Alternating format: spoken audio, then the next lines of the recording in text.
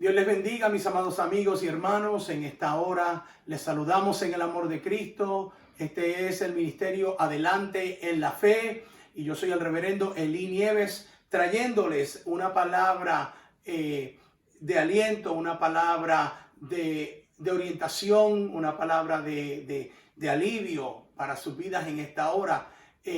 Quiero traer esta palabra bajo el tema Venciendo las maquinaciones de Satanás. Todo creyente tiene que entender que a través de Cristo nosotros podemos discernir y vencer el maligno. Los planes de Satanás, los planes del enemigo, Dios nos ha dado a nosotros la capacidad de poder saber cuáles son y poder vencerlos. Vamos a estar considerando el pasaje de 2 de Tesalonicenses capítulo 2, versos 13 hasta el capítulo 3, verso 10. Este pasaje pinta la historia de la iglesia de Tesalónica luego de haber sido fundada y educada por el apóstol Pablo. Esta iglesia, rápido después de haber sido fundada, comenzó a sufrir gran persecución y opresión porque tomaron el evangelio bien en serio, como muchos ministros y muchos pastores de congregación desearían que los miembros de su congregación tomaran el evangelio bien en serio, bien a pecho y comenzaran, hermano, a hacer la obra que Dios nos ha llamado a hacer a nosotros como iglesia, que es la de ir y predicar el evangelio. Precisamente esto fue lo que hizo la iglesia de Tesalónica. Ellos predicaban el evangelio y se encargaron de esparcir el evangelio por toda la ciudad. Por esa persecución y opresión que ellos sufrieron a manos de los que se oponían al evangelio, Pablo escribió esta segunda carta y les habló sobre el juicio de Dios que iba a venir sobre los opresores en el día del Señor. Quiero hacer notar que en este caso, cuando Pablo menciona el día del Señor, no está hablando del arrebatamiento de la iglesia, sino de la venida de Cristo a la tierra. Amén. También Pablo busca consolar a los creyentes a través de esta carta, no solamente a ellos, sino a nosotros también, ya que vivimos en un mundo muy similar al mundo que se vivía en aquel tiempo, un mundo de opresión, de persecución, donde por ser creyentes y tener la fe en Dios que tenemos, muchas veces somos marginados, señalados, acusados falsamente. Mas, sin embargo, el Señor tiene para nosotros esa misma promesa que el apóstol Pablo le dio a los tesalonicenses de parte de Dios. Ellos serían recompensados. Amén. Serían recompensados por Cristo por simplemente mantenerse en su lugar, haciendo lo que era debido que ellos hicieran. Esta palabra se trata sobre la recompensa de los fieles que hacen la voluntad de Cristo y el juicio y castigo de los impíos e infieles que obran iniquidad y se oponen al evangelio de Cristo. Damos gloria y honra al Señor. Hermanos, esta carta se escribió bien temprano. Se dice que estas dos cartas fueron de las primeras cartas que el apóstol Pablo escribió, y vale la pena tocar el hecho de que en esta carta Pablo toca un tema que no vuelve a tocar en ninguno de sus otros escritos, y es el tema sobre el hombre inicuo, el hombre de pecado, que él decía que quería manifestarse. Amén. Hoy nosotros atribuimos ese nombre, el hombre inicuo o el hombre de pecado, a la persona del anticristo. Comenzamos leyendo el texto áureo para esta clase, para esta lección, que se encuentra en Lucas capítulo 21, verso 8. Dice la palabra del Señor en el nombre del Padre, del Hijo y del Espíritu Santo. Él entonces dijo: mirad que no seáis engañados, porque vendrán muchos en mi nombre diciendo: yo soy el Cristo, y el tiempo está cerca, mas no vayáis en pos de ellos. Esto describe, como les dije antes, bastante el tiempo en el que estamos viviendo, pero eso lo vamos a hablar un poquito más adelante en la lección. Como les dije, vamos a estar considerando el primera de Tesalonicenses, capítulo 1, versos del 3 al 10. Amén. Y segunda de Tesalonicenses, capítulo 2, del 1 al 10. Okay. Vamos a considerar los versos y los leemos todos de una vez, y así podemos entrar a la lección. Amén. Segunda de Tesalonicenses, capítulo 1, versos del 3 al 10. Dice: Debemos siempre dar gracias a Dios por vosotros, hermanos, como es digno, por cuanto vuestra fe va creciendo y el amor de todos y cada uno de vosotros abunda para con los demás. Esto describe lo que estaba haciendo, lo que Pablo veía que la iglesia estaba haciendo. Estaba creciendo en amor, no solamente los unos con los otros, sino también estaba creciendo en amor por las almas perdidas y les estaba predicando el evangelio. Verso 4, tanto que nosotros mismos nos gloriamos de vosotros en las iglesias de Dios, por vuestra paciencia y fe en todas vuestras persecuciones y tribulaciones que soportáis. Esto es demostración del justo juicio de Dios para que seáis tenidos por dignos del reino de Dios, por el cual asimismo padecéis. Porque es justo delante de Dios pagar con tribulación a los que os atribulan. Verso 7. Y a vosotros que sois atribulados, daros reposo con nosotros, cuando se manifieste el Señor Jesús desde el cielo, con los ángeles de su poder, en llama de fuego, para dar retribución a los que no conocieron a Dios, ni obedecen el evangelio de nuestro Señor de Jesucristo, los cuales sufrirán pena de eterna perdición, excluidos de la presencia del Señor y de la gloria de su poder, cuando venga en aquel día para ser glorificado en sus santos, que somos nosotros, y ser admirado en todos los que creyeron, por cuanto nuestro testimonio ha sido creído entre vosotros. Y vamos a detenernos ahí y vamos a ir al capítulo 2 y vamos a empezar en el verso 1. Pero con respecto a la venida de nuestro Señor Jesucristo y a nuestra reunión con Él, os rogamos, hermanos. Ahí en ese versículo, Pablo está hablando sobre el arrebatamiento de la iglesia, porque está hablando de nuestra reunión, de la reunión de los salvados con Él. ¿Okay? Y dice, os rogamos, hermanos, que no os dejéis mover fácilmente de vuestro modo de pensar, ni os conturbéis ni por espíritu, ni por palabra, ni por carta, como si fuera nuestra, en el sentido de que el día del Señor está cerca. Nadie os engañe en ninguna manera. Verso 3. Porque no vendrá sin que antes venga la apostasía y se manifieste el hombre de pecado, el hijo de perdición, el cual se opone y se levanta contra todo lo que se llama Dios o es objeto de culto, tanto que se sienta en el templo de Dios como Dios, haciéndose pasar por Dios. ¿No os acordáis que cuando yo estaba todavía con vosotros os decía esto? Y ahora vosotros sabéis lo que lo detiene, a fin de que a su debido tiempo se manifieste. Porque ya está en acción el ministerio de la iniquidad, solo que hay quien al presente lo detiene, hasta que él a su vez sea quitado de en medio.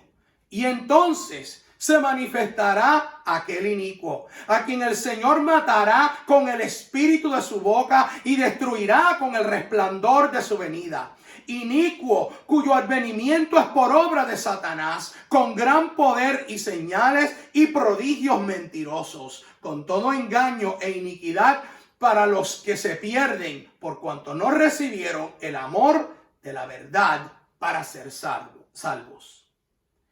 Hermano, hablando sobre las maquinaciones, una maquinación es un plan de acción. ¿Okay? Una maquinación es algo que se trabaja en la mente. En este caso, estamos hablando sobre las maquinaciones de Satanás. ¿Okay? Las maquinaciones de Satanás o su plan de trabajo contra la iglesia tienen estipulaciones muy específicas. Son sutiles, astutas. Son sigilantes, son bien calladas, casi no se pueden escuchar, casi no se pueden ver, porque está tratando de captar nuestra atención. Son inteligentes, bien pensadas y por sobre todo aparentan ser la verdad.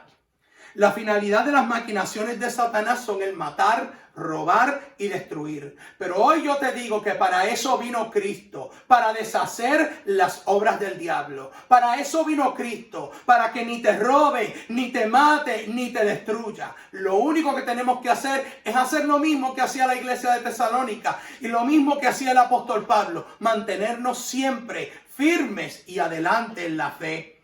Pero para eso Cristo vino, para deshacer las obras del diablo. Amén. Es por eso que necesitamos la gracia, el poder, la palabra de sabiduría de Dios para no ser engañados por las artimañas y maquinaciones del enemigo con las que busca una sola cosa: nuestra destrucción.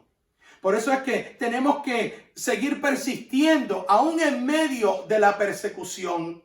Y esta palabra trae un estímulo a aquellos que son perseguidos. Damos gracias al Señor porque todavía vivimos en un país libre donde se puede hacer lo que yo estoy haciendo con ustedes ahora, predicar el evangelio. Aunque no lo podemos hacer tal vez como lo hacíamos en los países de donde venimos, que podemos estar afuera y hacer gran ruido y cantar a Jehová abiertamente en la plaza pública. Pero le doy gracias al Señor porque hay medios como estos y ministerios que se atreven a levantarse y traer la palabra de Dios en medio de la sociedad y de la comunidad en la que estamos. La iglesia de Tesalónica, aún siendo perseguida, aumentó en la fe. ¿Por qué? Porque la persecución tiene un efecto en el creyente verdadero. Y es que aumenta su fe porque lo lleva, lo empuja, lo acorrala para que pueda confiar solamente en Dios. Y esta persecución contra la iglesia de Tesalónica aumentó la fe que había en ellos y aumentó su deseo aún más de predicar el evangelio. Ellos pensaban tal vez, bueno, si me están persiguiendo es porque estoy haciendo algo bueno, porque el gobierno en el que estamos viviendo es perverso,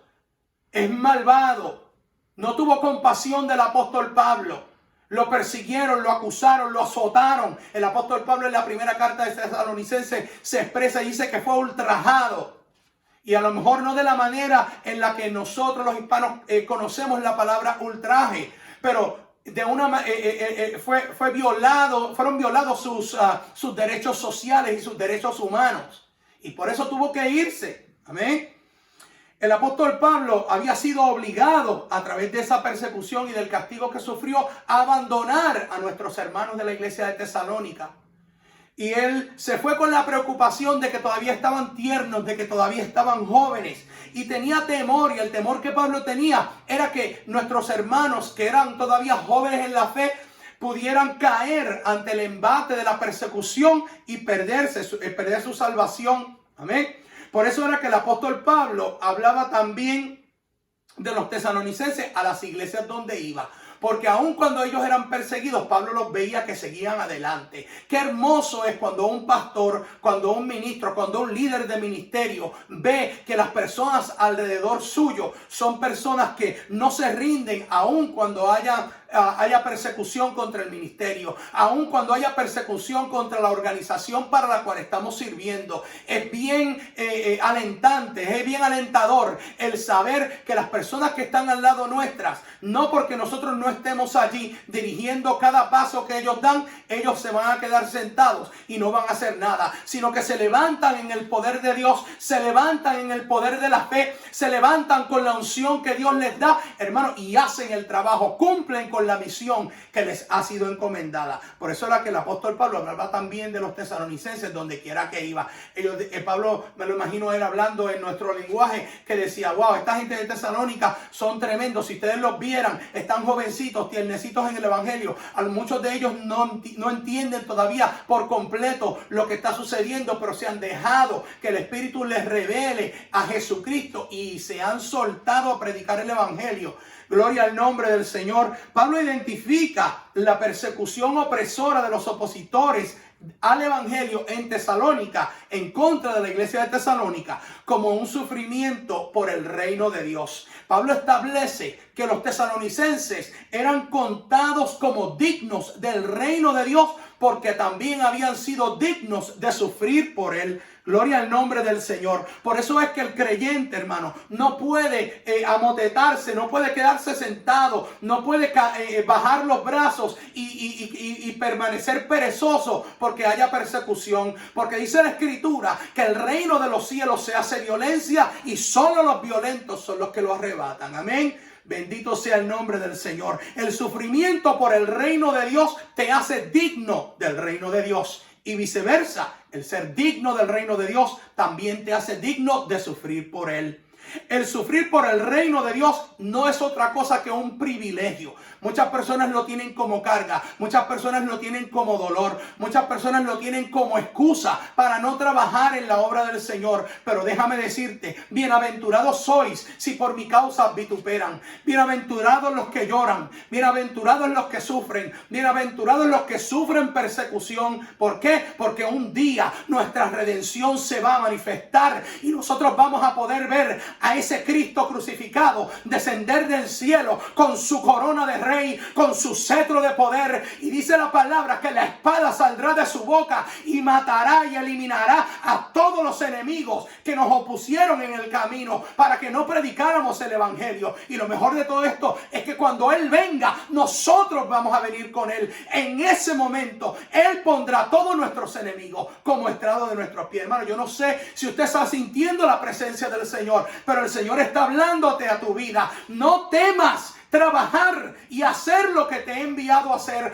No temas apoyar a tu pastor, apoyar a tu líder de ministerio, a tu líder congregacional en expediciones misioneras, en expediciones evangelísticas, tocando la puerta de tus vecinos y predicándoles, presentándoles la palabra del Señor, porque Dios está contigo. Y si te rechazan, no es a ti a quien rechazan, porque Jesús se lo dijo a los discípulos: no es a ti quien te está rechazando, sino es a mí. Porque tú no vas en nombre propio, tú vas en el nombre de Jesús. Y cuando te enfrentes a los gigantes, le podrás decir como dijo David: tú vendrás con espada y con jabalina y con lanza, pero yo vengo delante de ti en el nombre de Jehová de los ejércitos, el Dios de los ejércitos y de las huestes de Israel. Por eso es que nosotros no podemos mirar a la persecución, mirar a la opresión. Tal vez te están oprimiendo en el trabajo simple y sencillamente porque saben que eres creyente y andan en búsqueda de destruirte, andan en búsqueda de matar el gozo de Dios que está en ti. Pero por nada te atrevas a moverte, porque has sido plantado como árbol junto a corrientes de agua. Darás tu fruto a tu tiempo y tu hoja no se va a caer, y todo lo que hagas va a prosperar, porque así lo dice la palabra del Señor. Amén. Seguimos aquí porque si no, no terminamos. Pablo exhorta, hermanos, a que nosotros suframos padecimientos por la fe, por esa fe que hemos aceptado en Cristo Jesús, y a tenerlas como algo positivo, como algo que nos debe motivar a una relación más cercana a Dios. Debemos dar gracias a Dios por aquellos que nos hacen sufrir. Si en algún momento tú te encuentras a alguien que fue tu enemigo o que es tu enemigo, salúdalo, dale la mano, míralo a los ojos y dile: gracias, porque fue bueno que me afligieras. Porque por tu afligirme, Jehová me ha bendecido. Por tu afligirme, Jehová me ha fortalecido. Por tu afligirme, Jehová me ha guardado hasta el momento en el que estoy, hasta el lugar donde estoy. Y si tú no me hubieses afligido, a lo mejor yo no hubiese vencido de la manera en la que he vencido. Así que muchas gracias. Gloria al nombre del Señor.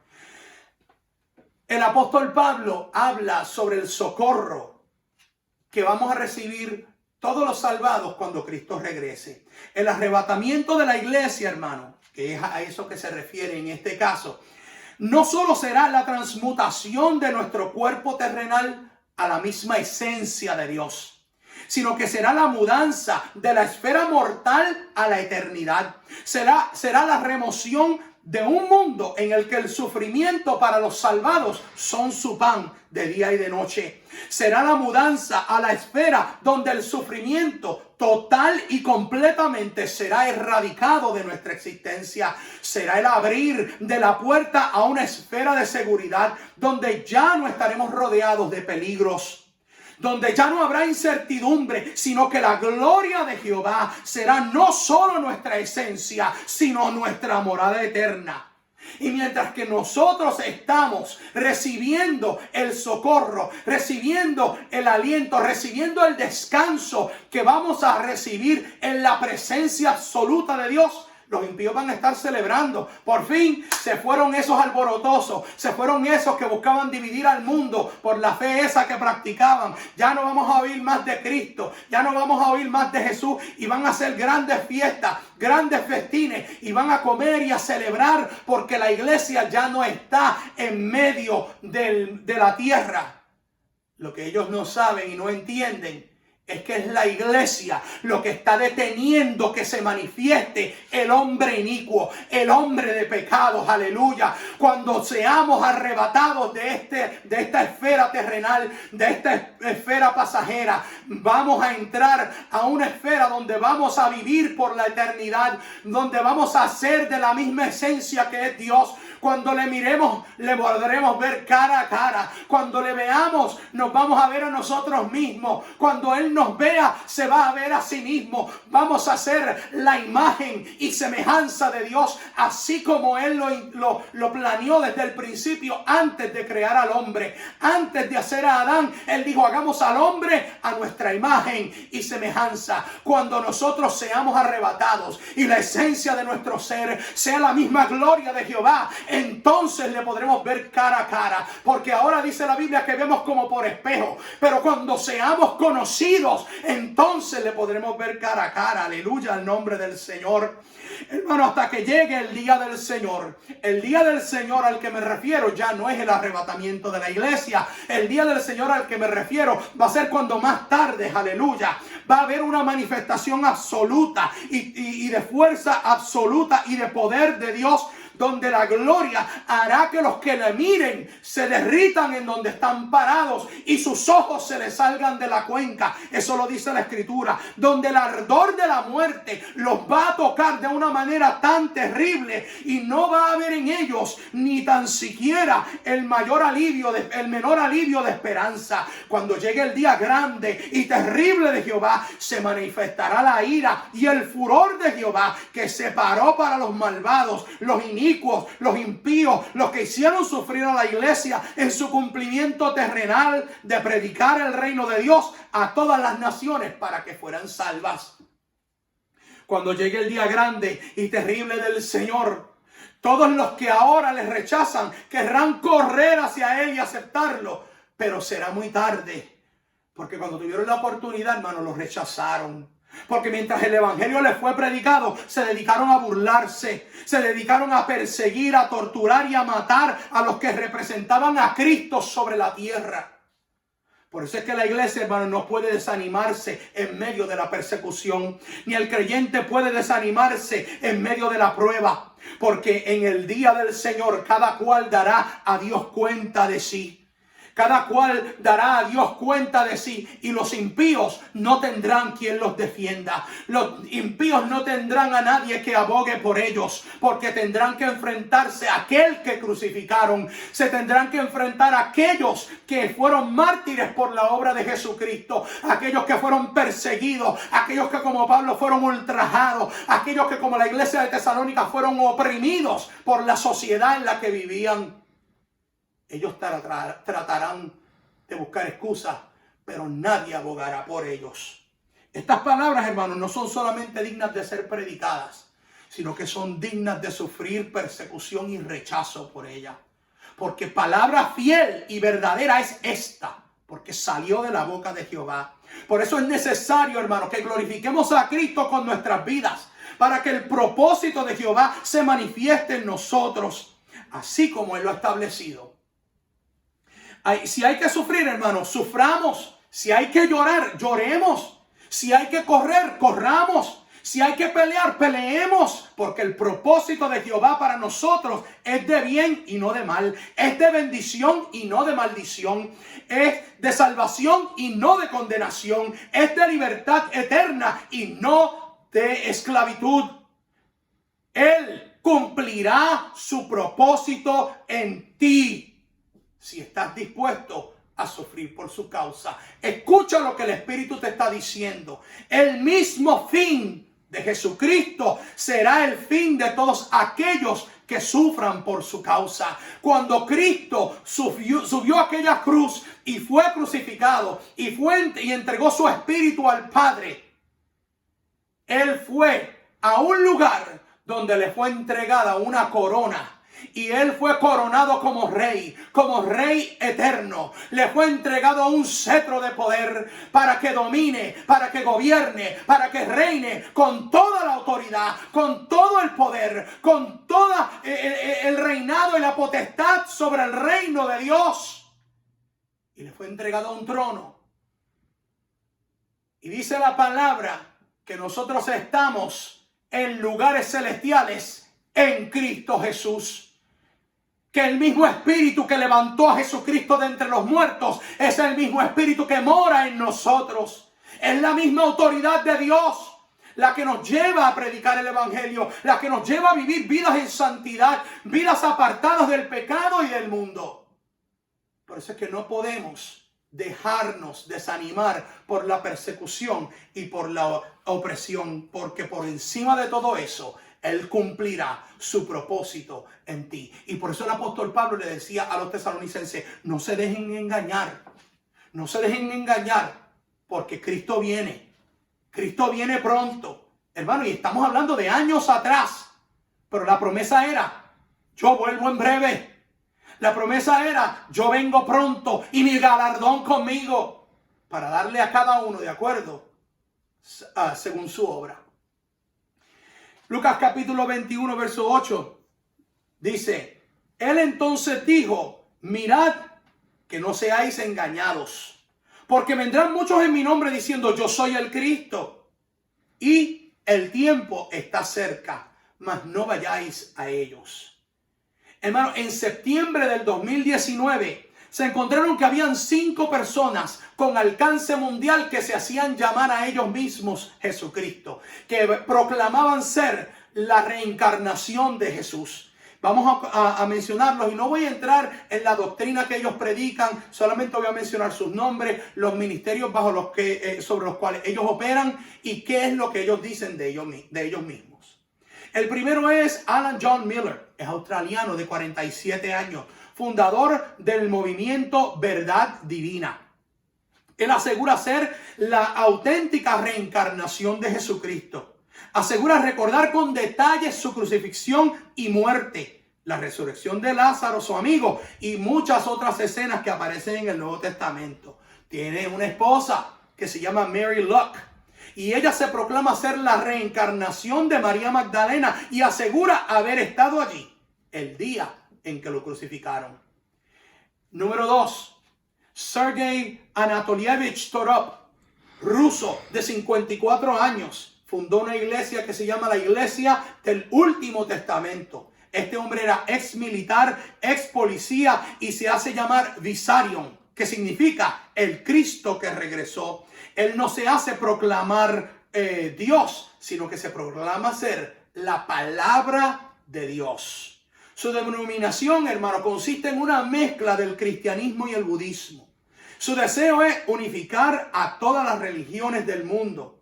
Y esta gente se persignan como si fueran católicos, pero añaden un círculo al final de la señal. Ellos se persignan y después hacen un círculo que significa todas las religiones bajo la cruz. Número 3, Apolo Kiboloi, filipino de 49 años de edad, fundador de la iglesia, escuchen este nombre porque es un nombre bien poderoso, Iglesia Reino de Jesucristo, nombre sobre todo nombre. Él se proclamó hijo de Dios y dueño del universo. Él era miembro de una iglesia pentecostal hasta que descubrió que él era la reencarnación de Jesucristo. Hoy tiene 4 millones de seguidores en las Filipinas solamente y 2 millones de seguidores en el resto del mundo. Álvaro Tais, proclamado a sí mismo Inri Cristo, brasileño de 72 años de edad, proclamado la reencarnación de Jesús. Por su experiencia como actor, creó el personaje Yuri de Nostradamus, un vidente consejero espiritual que debatía contra los sacerdotes católicos en la radio y en la televisión. Él dice que en 1979 recibió la revelación de su nueva identidad. La mayoría de sus seguidores son mujeres y viven dentro de una misma comunidad. Entre ellos, la mujer de más edad tiene 86 años y la mujer que más tiempo lleva en su ministerio tiene 24 años y está en este ministerio desde la edad de 2 años, o en esta comunidad desde los 2 años. La número 5, Lisbeth García, cubana, fundadora de la iglesia Rey de Salem, la reina madre Melquisedec Lisbeth y Cristo Lisbeth. Así es como ella se hace llamar. Ella es la precursora del movimiento Creciendo en Gracia, viuda de su fundador José de Jesús Miranda, autoproclamado Jesucristo hombre. Este hombre falleció en el 2013. Ella se proclamó la reencarnación de Jesucristo y esposa de Dios. Luego de la muerte de su marido, ella estableció que él no era Jesucristo, sino era el arcángel Miguel y que murió por desobediente. Y ella establece que Dios le reveló que ella era su hijo Jesucristo y a la misma vez era su esposa. Mateo 24, capítulo 4 y 5 dice: respondiendo Jesús les dijo: mirad que nadie os engañe. Ya no estamos hablando del apóstol Pablo. Estamos hablando de Jesucristo mismo. Mirad que nadie os engañe. Porque vendrán muchos en mi nombre diciendo: yo soy el Cristo. Y a muchos engañarán. Esta gente tiene masas de miles de personas. Y en el caso del filipino, millones de personas que lo siguen. Que dan dinero para que ese ministerio continúe. Que apoyan. Que oran a la deidad que ellos deciden adorar o a la deidad que está detrás de ese ministerio. Y Jesucristo habló a su iglesia y a sus discípulos diciéndole: mirad que nadie os engañe. Gloria al nombre de Jesús. En la iglesia de Tesalónica había muchos hermanos preocupados por la venida de Cristo. Y muchos tenían miedo de que Cristo ya había venido y ellos se habían perdido su venida. Satanás, hermano, ha usado muchas artimañas para engañar, muchas estratagemas para engañar a los creyentes. Muchas de sus artimañas han fallado debido a la revelación bíblica que establece que nuestro adversario, el diablo, anda como león rugiente buscando a quien devorar, en 1 de Pedro capítulo 5, verso 8. Y estos creyentes, por haber permanecido sobrios, mira, simplemente por permanecer sobrios, por no dejarte tomar el pelo por las mentiras que está saliendo de la boca de muchos hombres hoy en día. Muchos de estos creyentes fueron librados de caer y de perder su relación con Dios y fueron librados. Pero no podemos permitir que nadie nos engañe. Jesús lo dijo, lo advirtió, el apóstol Pablo lo advirtió a la iglesia de Tesalónica, porque en los últimos días, hermano, las artimañas y las maquinaciones y las estratagemas del enemigo han tomado el curso necesario para poder engañar a los creyentes. Durante mucho tiempo el adversario ha dominado uno de los sistemas más importantes de cualquier nación y de cualquier reino, incluyendo el reino de Dios. Este sistema es el sistema educativo. Vemos como desde hace un tiempo para acá ha habido un cambio en la manera en que la sociedad dirige el aprendizaje de nuestros hijos, permitiéndoles entrar en áreas de información que antes no estaban abiertas y aconsejándoles que abran sus mentes a una libertad de expresión y de pensamientos que, aunque son legales, están opuestas a la verdad espiritual establecida en la palabra de Dios, opuestas a Cristo. Leímos que el enemigo, que el hombre de pecado, se opone a todo aquello que se llama Dios y a todo aquello que es objeto de culto a Dios. Hermano, y ellos no están mintiendo. Estas maneras de pensar son legales, pero no enseñan a nuestros hijos que porque sean legales quiere decir que Dios las aprueba. Porque no entienden nuestros hijos que la ley no rige la relación de Dios con el hombre. La ley no rige la relación del hombre con Dios tampoco. La ley solamente estipula cómo yo voy a tratar a las personas que viven a mi alrededor, cómo ellas me van a tratar a mí y cómo yo voy a proceder a favor o en contra de ellos o ellos a favor o en contra de mí. La ley no rige el comportamiento social de la gente. Gloria al nombre del Señor. La ley establece lo que considera un comportamiento social apropiado, sin especificar la necesidad de una manera de vivir apropiada para agradar a Dios. Por eso le ha dado a nuestra niñez un sentido de apreciación por la lectura que ha sido filtrado a través de contaminación con maneras de pensar y formas de interpretación que se oponen a la verdad escritural y espiritual. Esos niños que han estado yendo y que hoy van a instituciones de aprendizaje han sido y están siendo adoctrinados por personas que aprueban este sistema de enseñanza y que se apoyan en estudios universitarios, diplomas, certificaciones y títulos.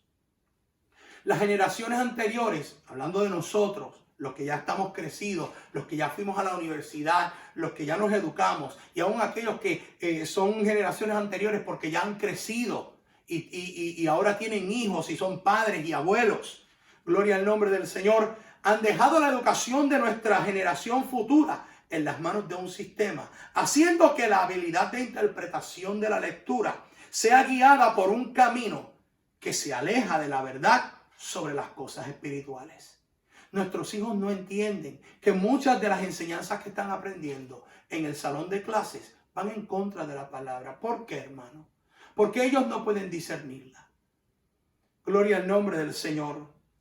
Esta generación, la generación anterior, se ha olvidado de que la palabra dice en Proverbios capítulo 22, verso 6, instruye al niño en su camino y aun cuando fuere viejo, no se apartará de él. Hermano, es nuestro deber como padres, como abuelos, como figuras paternas, porque muchas personas, muchos hombres no tienen hijos, muchas mujeres nunca tuvieron hijos, pero cuando un niño pequeño los mira como una figura materna, como una figura paterna. Nosotros, hermanos, tenemos la obligación de enseñar a nuestros hijos la palabra de Dios, de enseñarle a nuestros hijos lo que es el pecado, que el pecado te aleja de una relación con Dios, pero por encima de todo eso, tenemos que enseñarle la importancia de mantener viva una relación personal y directa con Dios. Gloria al nombre de Jesús. Pedirle al Espíritu de Dios, porque Él es el único que nos lleva hacia toda verdad y hacia toda justicia, que ayude a nuestros hijos a interpretar la verdad escritural que les va a impedir entrar y creer a la mentira social que vivimos hoy. Porque esa mentira social va creando una mina en su vida. Porque esa mentira es la única arma que le queda al enemigo para engañar, si se puede, aún hasta los escogidos. Por eso es que es necesario que nosotros como creyentes podamos discernir la verdad. Discernir, hermano, es poder saber más allá de lo que estamos viendo. Es poder entender más allá de lo que estamos escuchando. Es entender y ver con los ojos espirituales, con los ojos del Espíritu. Es pensar con la mente de Cristo. Por eso es que el apóstol Pablo establece que es necesario que seamos renovados, renovando nuestra mente. Nuestro pensamiento tiene que ser renovado. Nuestra acción de pensamiento tiene que ser dirigida por la mente de Cristo. Gloria al nombre de Jesús. Pero por encima de todas esas cosas, hermano, Dios, Cristo, va a prevalecer. Algo está previniendo que se manifieste por completo el hombre de pecado, el malvado, el inicuo, aquel a quien nosotros definimos como el anticristo. Pablo dice que los tesalonicenses sabían lo que estaba deteniendo al hombre de pecado manifestarse. Y hoy nosotros también lo conocemos. Es la iglesia. ¿Por qué? Porque la iglesia es la representación del reino de Dios sobre la tierra. Cuando el creyente permite que la voluntad de Dios se haga sobre su vida, el reino de Dios se manifiesta en la esfera terrenal. Gloria al nombre del Señor. Segunda de Tesalonicenses capítulo 2 versos 6 al 8 dice: y ahora vosotros sabéis lo que lo detiene, a fin de que a su debido tiempo se manifieste, porque ya está en acción el misterio de la iniquidad. Hermano, iniquidad no es solo pecado. La iniquidad es un nivel de pecado tan profundo que Jehová lo aborrece. Es un nivel de pecado tan profundo que contamina lo más profundo del ser humano y lo hace parecerse al padre de la mentira. Lo hace parecerse al hombre inicuo, al hombre de pecado. Gloria al nombre del Señor. Ese ministerio está ya en acción. Ese ministerio ya está en operación. Y no está en operación desde la iglesia de Tesalónica. No está en operación desde que Pablo lo dijo. Ese ministerio de la iniquidad está presente desde el jardín del Edén. Cuando el padre de la mentira vino a manifestarse y a engañar al hombre, porque es la única arma que tiene, mis hermanos. Por eso es que es necesario que comprendamos la palabra. Por eso es que es necesario no solamente que la leamos, sino que la escudriñemos. Que como buenas ovejas comamos el alimento y nos rumiemos para que nos sea revelado su nombre. Gloria al nombre del Señor. Solo que hay quien al presente lo detiene hasta que él a su vez sea quitado de en medio, y entonces se manifestará aquel inicuo a quien el Señor matará con el espíritu de su boca y destruirá con el resplandor de su venida. Gloria al nombre del Señor. Palabra poderosa. Aleluya, que debe aumentar nuestra fe, que debe aumentar nuestra fuerza. Gloria al nombre del Señor. La obra de la iniquidad ya está en operación hoy. Y lo ha estado, como les dije, desde antes de la iglesia de Tesalónica. Pero cuando venga el Señor, toda iniquidad va a ser juzgada y condenada. Y aquellos que practicaron la iniquidad serán echados junto al hombre de pecado, aquel inicuo, engañador de las vidas, que llevó cautiva a la humanidad a pecar desde el principio al lago de fuego y azufre, que es la total separación de Dios y de su misericordia y de su gracia, para que sufran allí por la eternidad. Por eso es que es necesario hacernos de la verdad. Y cuando digo hacernos, quiere decir agarrarnos de la verdad. Gloria al nombre del Señor. Por eso es que debemos diariamente pedirle a Dios ser santificados en su palabra, ya que la misma palabra que nos santifica es la misma palabra que juzgará a aquellos inicuos que arderán con fuego y azufre. Jesús, en el Evangelio según San Juan capítulo 17, verso 17, oraba al Padre y decía: santifícalos en tu verdad. Tu palabra es verdad. No dice tu palabra es la verdad, no dice tu palabra es verdad. Solo haciéndonos de la palabra podemos ver, entender, digerir y ser santificados en la verdad. Vamos a concluir, ya estoy terminando. Si conocemos la palabra de Dios como deberíamos, nuestra confianza en quien nos envió a llevar el evangelio aumentaría. Si entendiéramos que Él no nos dejó solos, sino que nos acompaña. Si conociéramos la palabra de Dios como debiéramos, supiéramos que nuestro trabajo en el Señor no es en vano y que recibiremos recompensa por nuestra labor en Cristo el día en que le veamos cara a cara. Si conociéramos la palabra de Dios como debiéramos, continuáramos con nuestra labor sin temor a lo que nos pueda pasar.